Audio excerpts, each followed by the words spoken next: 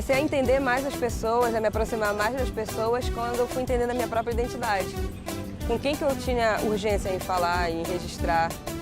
E aí, quando eu me vi também como uma mulher afro-indígena, eu me sentia na obrigação de ter que falar sobre as pautas que muitas vezes eu invisibilizei, porque eu não me entendia nem como uma mulher negra e nem como uma mulher afro-indígena. Eu quero saber se tu pode conversar comigo 2 minutos, é sério. Eu quero saber como foi que tu começou a morar aqui. Ah, desde os meus 12 anos.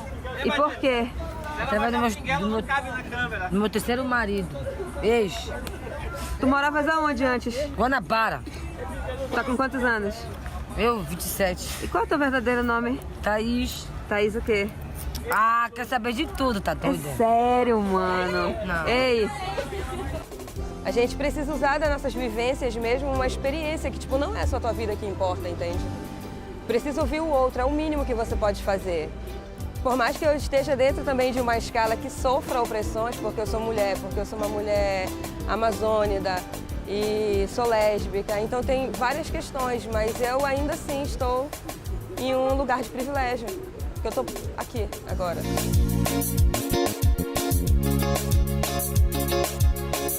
E hoje a gente veio aqui para o Ver o Peso, maior mercado a céu aberto da América Latina, para conversar com a Nayara Jinques, fotógrafa. Bem-vinda, Nayara. Muito obrigada pelo convite. Como é que começa a sua história na fotografia? Aqui, é muito doido que é a primeira vez que eu venho aqui pra, tipo, falando nesse lugar. Tipo, todo mundo que anda de ônibus geralmente para aqui, sempre faz uma foto, assim, eu acho que é algo clássico do paraense, assim, fazer uma foto nesse sinal. Cartão postal. Exatamente. Quando eu comecei, o único curso que eu conseguia pagar era o Curro Velho. Que eu pagava uma taxa e fazia o curso de iniciação à fotografia, que era analógico, mas eu achei aquilo incrível. E aí eu fazia numa latinha de conserva e eu achava isso muito mágico. Como eu venho das artes visuais, a fotografia para mim ela é construída de várias coisas, de música principalmente. Então eu uso o rap, que eu gosto muito de rap, eu amo brega. Antes eu odiava brega. Tem uma fase do adolescente paraense que ele odeia brega. Mas é muito importante você entender que só tem aqui. Eu fiz uma entrevista com o professor pesquisador crítico John Fletcher. Ele fala que o teu trabalho ele tem uma preocupação ética muito grande da proximidade com esse sujeito que tu representas. E tu tens, na verdade, essa questão do convívio, que em uma série de fotos que tu trabalhas, aqui no Ver o Peso, tu falas muito da questão da vivência, de vivenciar esse espaço na carne do fotógrafo.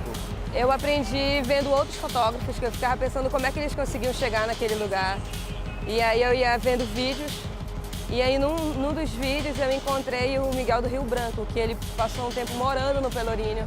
Ele tem uma série fotográfica em Salvador, no Pelourinho, incrível. E eu falei, putz, como é que seria eu fotografando aqui? Como é que seria? Mas se eu fosse citar um fotógrafo que realmente me toca e é responsável por toda a metodologia assim, que eu uso, é o João Ritter.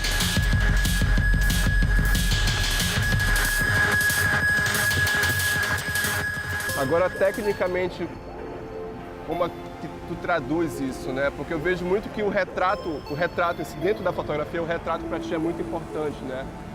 Ele cria a proximidade, ele constrói ele torna visível esse invisível que está no meio da paisagem urbana, né?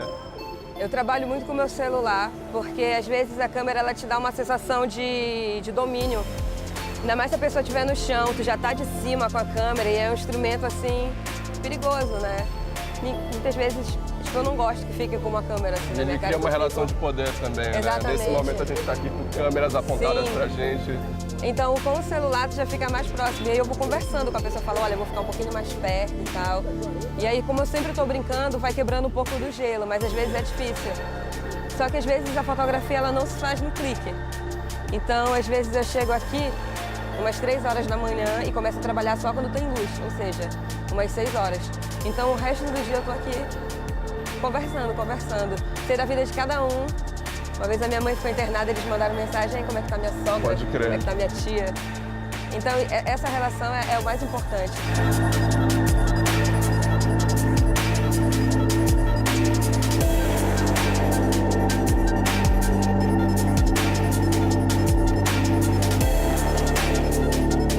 E quando foi o primeiro momento que alguém te falou assim, olha, o que tu faz é fotografia documental, ou quando tu encontraste essa expressão? Tu acredita que ela é capaz de dar conta do teu trabalho? Ela te enquadra nisso, tu vês assim? Eu entendo que existe isso, até concordo, mas eu não gosto só de me resumir nisso. Porque, como eu venho das artes visuais, eu falo que eu sou professora também. Então, eu me vejo, às vezes, muito mais como uma educadora social, no sentido de que eu posso estar aqui, muitas vezes, num horário que não é um horário propício à educação, digamos assim, porque a gente estuda de manhã, de tarde e à noite, tem um horário assim certinho, e educação pode ser em qualquer lugar. A gente pode aprender aqui numa mesa de bar, então a gente precisa logo parar com essa frescura de pensar que é só na escola, educação formal e... Então, muitas vezes eu estou aqui e como às vezes eu falo abertamente sobre as coisas, uma vez um rapaz perguntou assim, olha, como é que tu é lésbica? Será que tu nunca provou um homem de verdade? Se é que tu não entende. E aí? Aí eu falei assim, tu acha que tu é hétero? Porque tu nunca provou um homem de verdade também? Porque até então tu só pega mulher. Aí ele, não, eu falei, então, começa a pensar que é por aí. Aí eu falei, imagina tu pegando um homem, sabe, pelo corpo dele assim, tu não vai gostar. A mesma coisa sou eu. Aí ele foi entendendo e depois ele perguntou outras coisas bem diretas sobre sexo e eu respondi. E aí depois ele falou assim, muito obrigada por tu estar conversando com a gente, porque se fosse uma outra pessoa, talvez não quisesse conversar. E aí eu falei, se a gente se respeitar, eu acredito muito no diálogo. Assim. Talvez ninguém nunca tenha conversado com ele dessa forma, né? Nem comigo conversaram. Eu passei minha vida toda, passei minha adolescência, nunca ninguém falou sobre sexo comigo. Dentro da minha casa, nunca ninguém falou. Então, eu vejo que dentro da minha casa existem muitos tabus, assim. E entendo que existe na rua também. E às vezes eu ainda sou muito de boa, assim. Consegui entender, tem gente que não entende muita coisa.